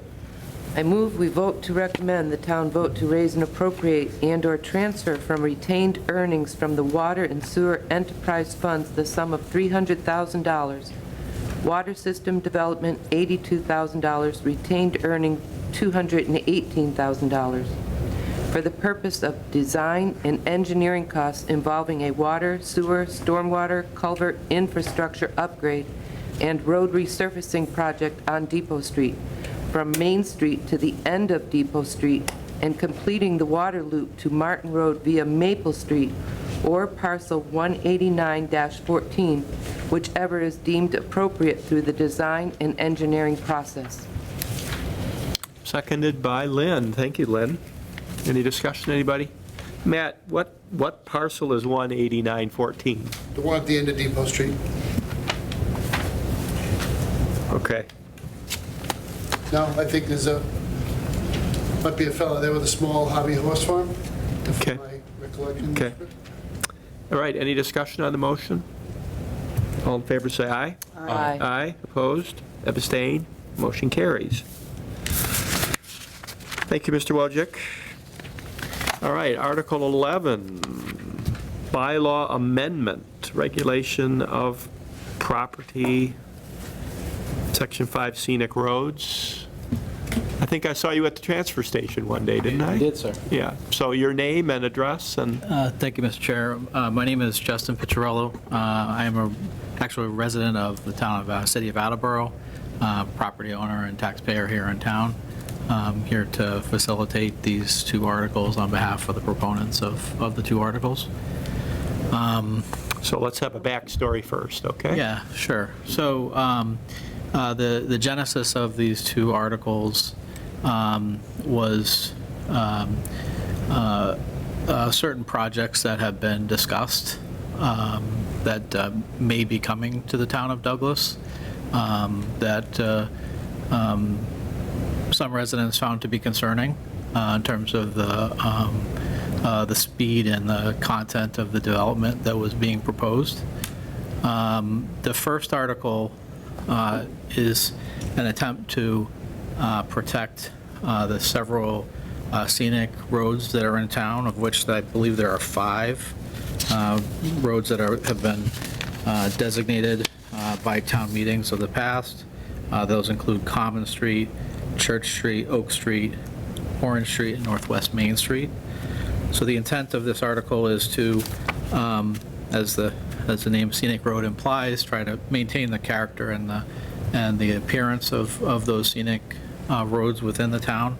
It does make some modification to an existing bylaw related to scenic roads. It would prohibit earth removal practices or the permitting of earth removal practices along those roads. And in addition, it would give some ability of the planning board, who is responsible for activities along scenic roads, to be able to seek injunctive relief in the event that certain practices cause injury to those scenic ways. Has the planning board voted on this? I'm not aware. I don't believe that they have. So they have not given their opinion on it? Okay. Yep. Have they been asked to give an opinion on it? I'm not aware. And you say that you're not from our town. So who are you representing then? Well, the petitioners of this article, there were approximately 100 or so registered voters who signed the petition to have this warrant article placed on the warrant. So we don't have the list of those petitioners, though, huh? No, the clerk maintains that list. Yep. Am I reading this right, that you won't be allowed to remove any dirt? No, What am I, so what this you're prohibition here? what you're reading is that there is a provision, I believe it's of the zoning bylaws, section 6.1, that allows for a large-scale removal of earth. It's a permitting process that I believe is conducted through the planning board. What this would do is set up a prohibition from the planning board for issuing a permit for that activity along those roads, thereby maintaining the appearance of them. So if there was a 200-acre parcel that part of it abutted this scenic road, Yep. you would not be able to take any gravel off of that 200-acre parcel, because that's what this says. It abuts the road, you can't remove it. Yeah, that's The other what- thing, too, is you aware that the largest amount of gravel now left in this town is actually owned by the town of Douglas? I was not aware of that. Well, maybe you should be.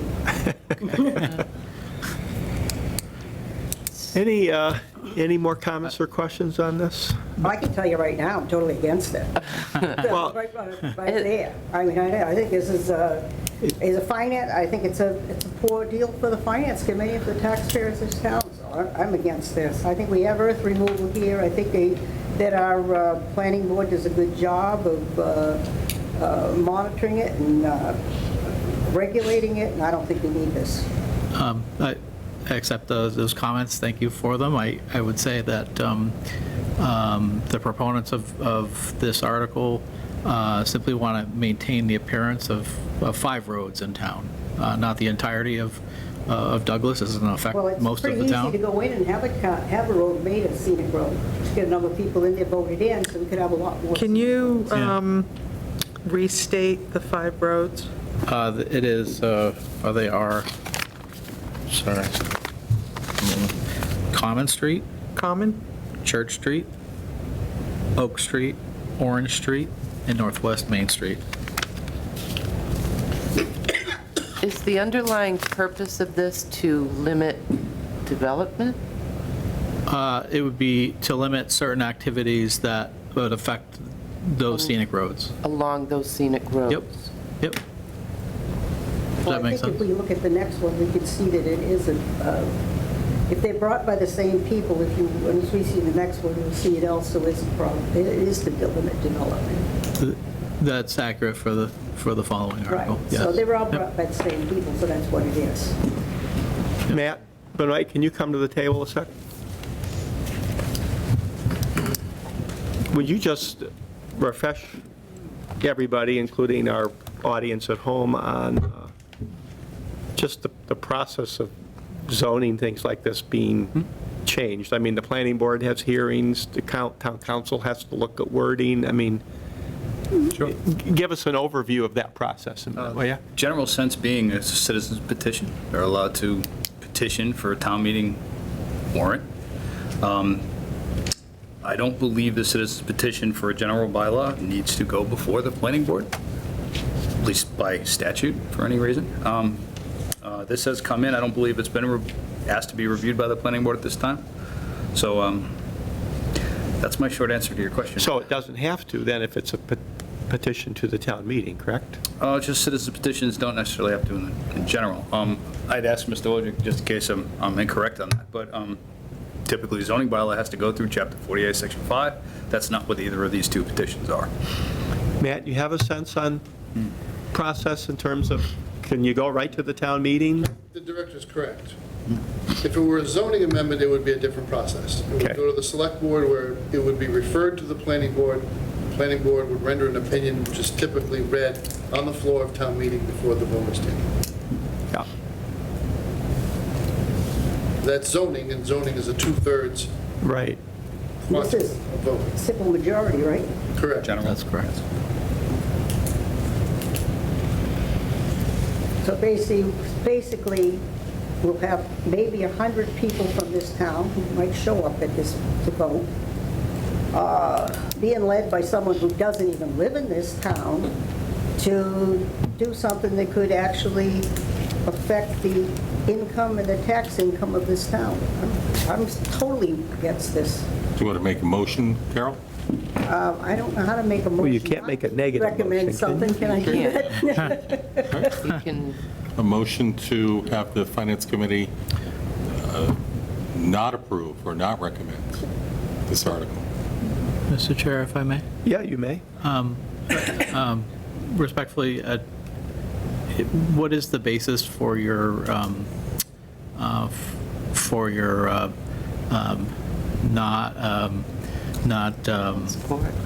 support? Yeah, you're not non-support of this article. Again, Thank you. very first thing, if you had a 200-acre parcel that couldn't even be seen by this scenic road, Yep. you could not remove gravel from it because it abuts the scenic road. Okay, so there you go, right there, that's enough. Okay. Okay?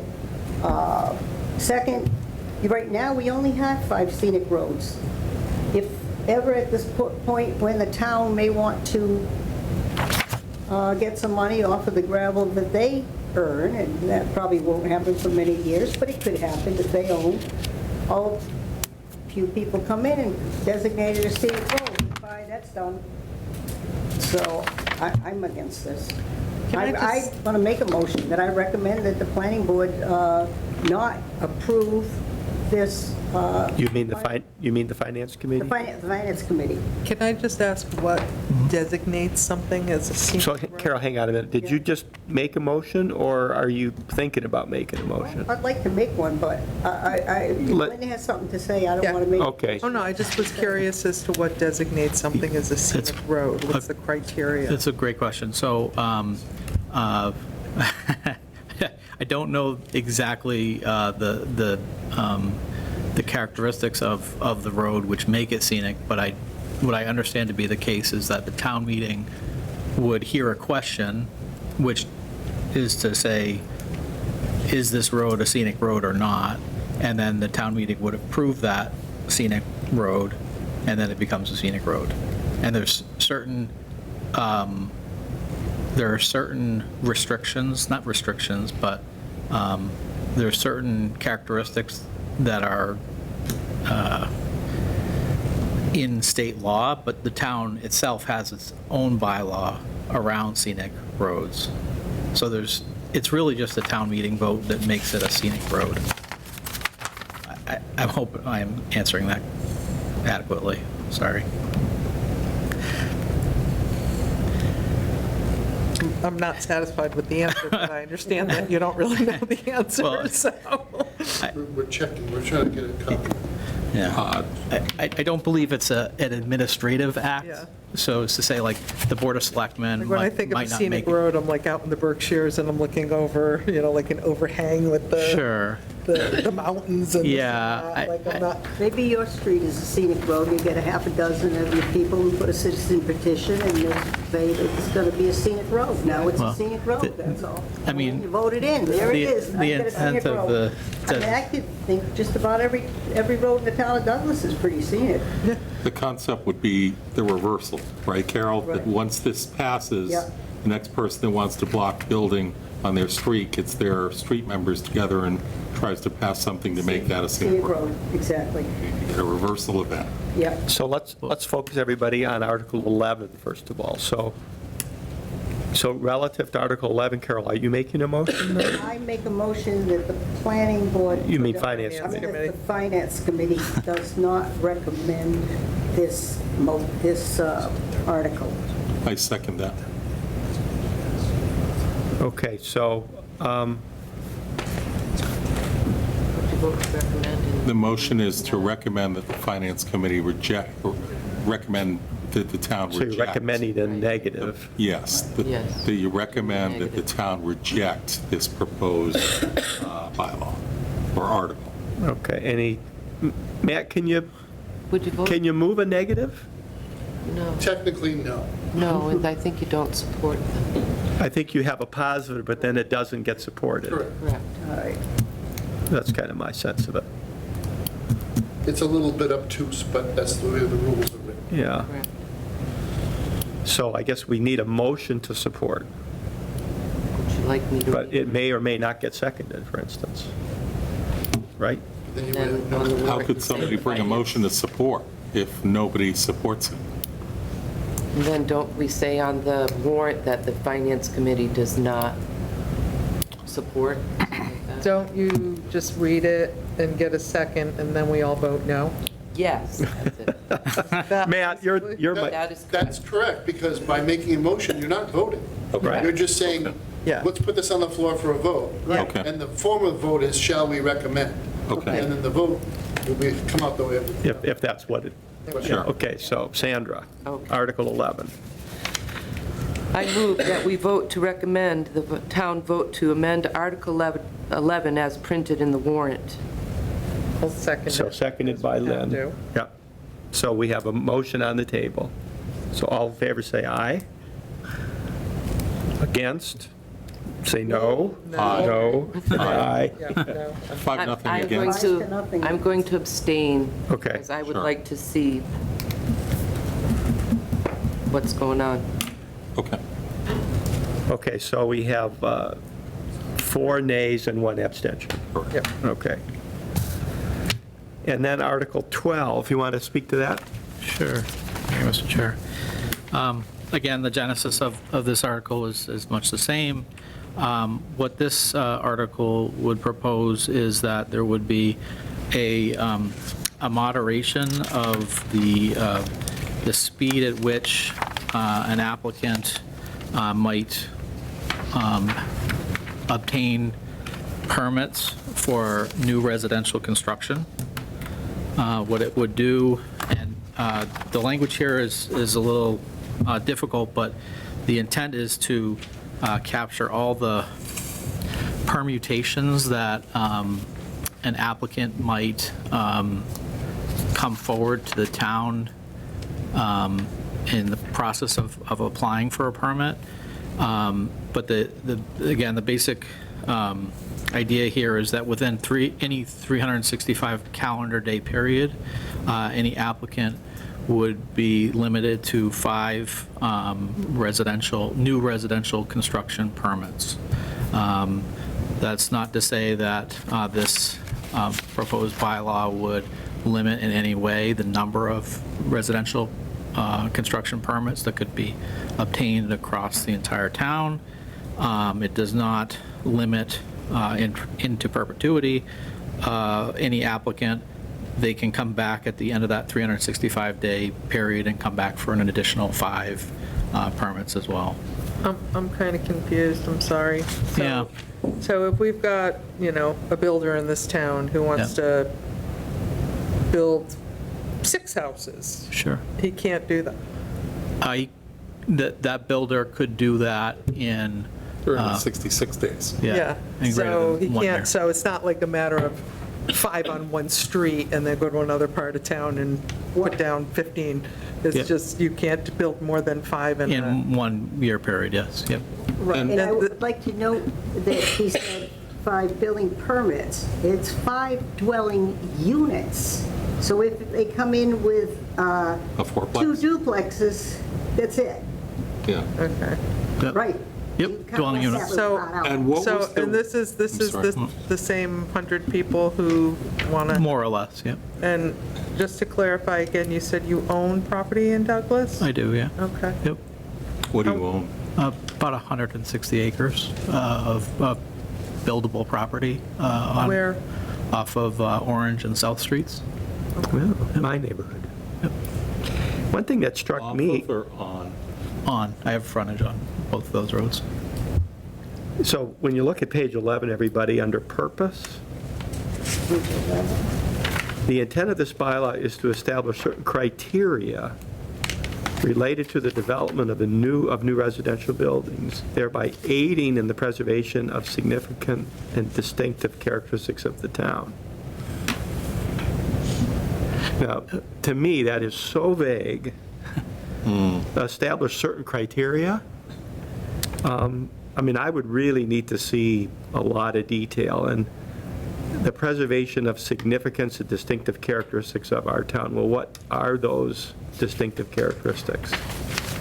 So to me, it's really, really vague. I think it's intentionally vague. And the reason being, earlier this evening, you folks had a very deliberate conversation about funding of schools and certain pieces of equipment and certain hires for the municipality.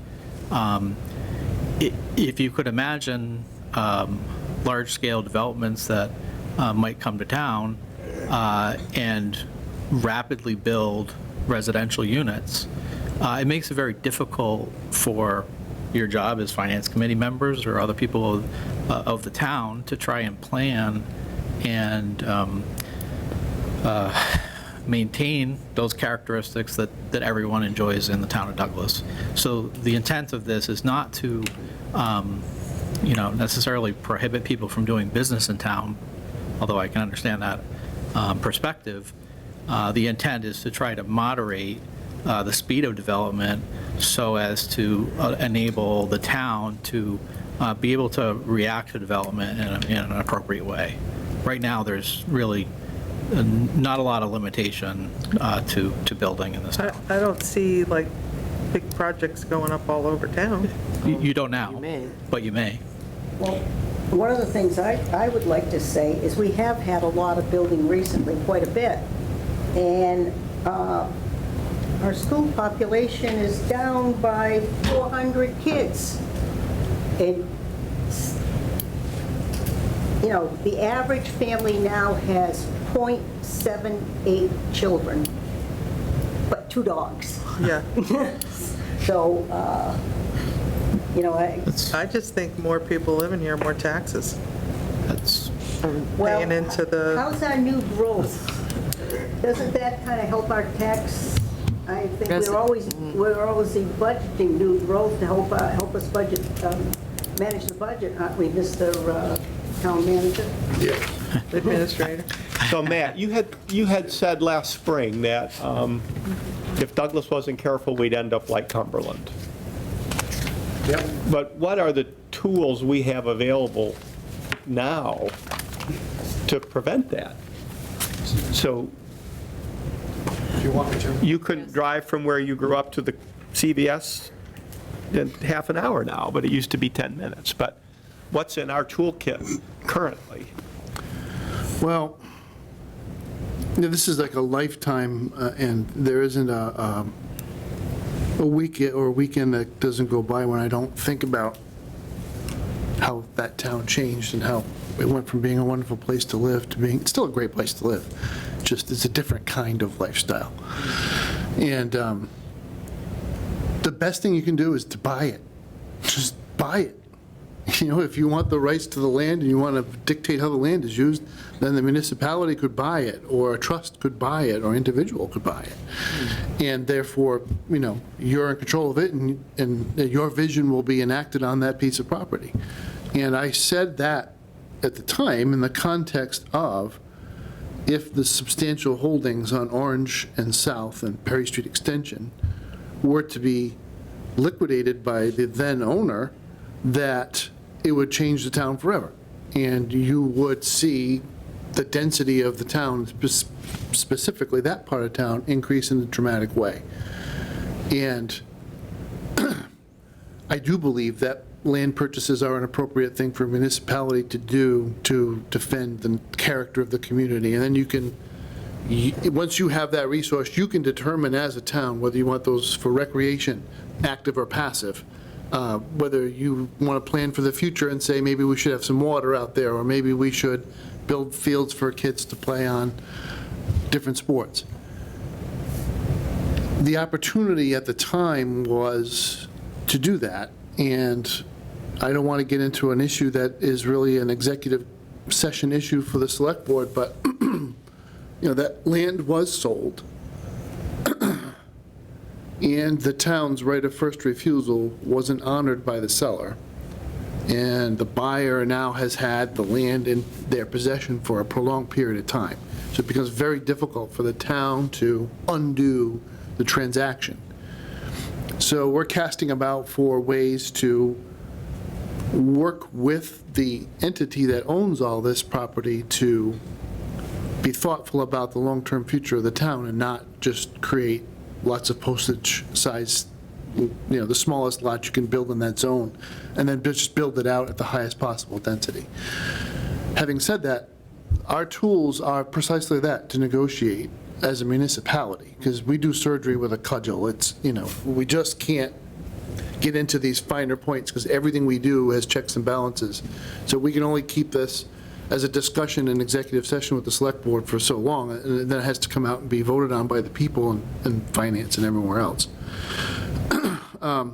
So outright purchase, and then you can do, if you have a willing set of owners, you might be able to do a zoning overlay and target certain parts of a large area of town. Well, maybe that should stay in conservation, and in exchange for keeping that in conservation, we'll let you do a little bit more than we would have allowed you to do on the other side of the street, et cetera, et cetera. This is a very complex set of conversations and involves everything from roadway improvements that could be, you know, substantial expense. The key thing is, and, you know, this is where I have a little bit of a green streak in me, that Orange Street area is the most profoundly unique aspect of the natural environment in Douglas. I haven't wandered too much around the northwest corner of town because it's all privately held, and I respect people's property rights, so I won't go out there unless invited. I know that it abuts the Douglas State Forest, and it's been left wild for many, many years and may be remarkable in its own right, but from what you can see from the street, it really is Orange Street and parts of South Street, where that old-time, you know, the dirt road, the old-time colonial houses, the stone walls, the old-growth trees. But again, the best thing you can do is just buy it. and try to position the town in a way that it has more control.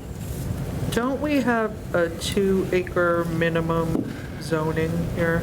So the courts in America in general have struggled with a number of issues with all of the other tools that you might want to use, whether it's an absolute moratorium on building, whether it's lot sizes. So the town of Cumberland, what we did when I was a teenager, we went for 5-acre lots. If you're outside of the water sewer district, you had to have 5 acres. It's illegal now to do that. It's considered restrictive zoning. It puts those lots out of the reach of many people to be able to afford. Now, if you know anything about septic systems, you might be better off buying 5 acres at a time instead of 1. But it is what it is, right? One's plenty if you plan on only living there for 25 years, but then you got to do something if the drainage is bad. I know, been there, done that. You built a septic on top of a septic.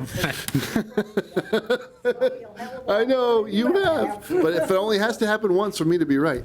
But the long story short is, many different restrictive zoning laws and Rhode Island, they'd be called ordinances, have been struck down by the courts because they unduly burden the landowner's ability to use the land. Okay, so any more discussion on, yeah, go ahead. Thank you, Matt. Thank you. That was very good. I do want to make a comment about the more building equals more income. I believe that is correct if you're looking at one side of the balance sheet, right? When people come to town, there will be a cost in terms of services that are rendered. It's hard to say in advance what those might be. It could be that your student population goes up. If you look at the average value, according to the census of in the town of Douglas, it's $356,700 is the average residential value here. That brings in, according to today's tax rate, $5,122 per year. One student overall is costing the town $17,256. So if the population that moves in is biased towards that larger family, that becomes a little upside down for the community. Same might be said about over 55 communities where you have a lot of ambulance or fire, EMS, police, that sort of thing. You have to pay those people, you have to buy them capital so they can drive around and get to the scene. All of those things will impart a cost, and those services cost money. Okay, are we ready to make a motion, or do we have more questions? Ready to make a motion, Mr. Chair. Sandra, do you want to? Yes, I vote that we move to recommend the town vote to amend Article 12 as printed in the warrant. Second, anybody? Howard? No. Okay. Did you second it? No. It looked like you were waving at me. I was looking to see if Lynn wanted. Oh, Lynn seconded. I guess I'll second this one, too. Any discussion on the motion? No. Okay, all in favor, say aye. No. Opposed, say nay. Nay. Nay. Nay? Oh, nay? Nay, we're saying nay. Nay. Okay. Abstain, anybody? I'm going to abstain. So 4 noes, 1 abstention. I would like to just bring up Okay. one little thing. I just did a quick calculation, and this man said it costs us $17,000 per student, and it's actually a $15 million budget for our students is $12,000. That figure came from the DOE, Department of Education. It's right off their Well, website. maybe you ought to get the Douglas. It was, yeah. You gotta add the buses. Any other motions? I'm looking at our agenda here a minute. Okay. I second that. All right. Matt, we're going to pass on your update for tonight. Is that okay? Unless you have something really salient for us. I do. Okay. By way of explanation, not apology. I just want to make it clear to folks that in public debate, you can put somebody in a position where if you characterize something they've said in a way that's negative, The only way to respond is to be passionate and disagree. And that's a lesson I learned from my old school Polish dad, little skinny little guy, and it was if somebody pushes you around, you know what you do? You punch them in the nose as hard as you can, because they'll never bother you again. My entire life is committed to children. I have adopted children, I have foster children, they all go to public school. I am the product of public school system, and I have done everything I can as town administrator to free up resources for the Douglas Public Schools to be more competitive. So if I don't like the way somebody presented the numbers, it doesn't mean I'm against the kids. And I'll never let anybody get away with that. And I'm sorry if it's a little uncomfortable from time to time, but just don't go there, and we won't have that conversation anymore. As far as the budget goes, I just will say that I am asking department heads to come to the select board meetings to brief us on the status of their department. Those meetings are important for the finance committee to scroll through the YouTube video to get to that point. Most of those presentations are only about 10 minutes long. But you'll see that I'm building a lot of those requests into my budget. So the budget that you will see for fiscal 2025 that is proposed by me will include many of the asks that are coming through these select board meetings. The only other thing I will say is... Are those ongoing now, Matt, or they haven't started? So the last two select board meetings, we've heard from police, fire, highway, library. Once I put a number out, I never back down off it. I am a grown-up. I don't put numbers into the public debate unless I intend to propose it. So there will not be a number in my budget any less than $15,003,847 to the Douglas Public Schools.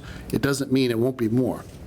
But I'll go on record right now and say, no matter what happens, no matter what information we get, at this point, because I put that out in public, I consider it to be a matter of professional integrity, that will be in the number that I start from in this budget, so that we're not misunderstood. Okay? Thank you, Mr. Chairman. Thank you. All right, any questions for Matt, anybody? Okay, so our next meeting is going to be before the special town meeting on November 6th. That's only going to be just before the meeting? Yeah, like half hour before. And one thing I'll ask you to think about is the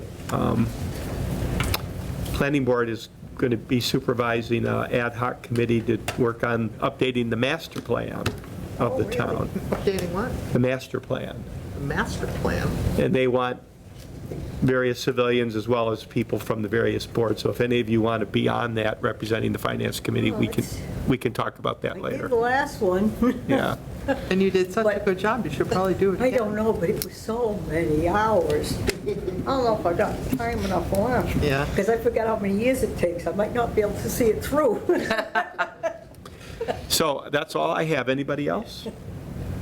Motion to adjourn. Oh, Jean's waving at me, yeah. I just want to, no, that way Howard, that Dick will be writing the explanations to go on the flyer this week, because the flyer will have to go out immediately following the Board of Selectmen's meeting next week. Okay. So if somebody asks at the floor of the town meeting why we can talk about it at our next meeting, why we didn't go for the last one. We can talk about that later on. Anybody else? I'll back you up. Okay, motion to observe. Already made? Yeah. And already seconded? Lynn, Yeah. motion We to did adjourn, it Howard amongst ourselves seconded. here. All in favor, say aye. Aye. Opposed, abstain, we adjourn at 9 o'clock. Not bad. Not bad.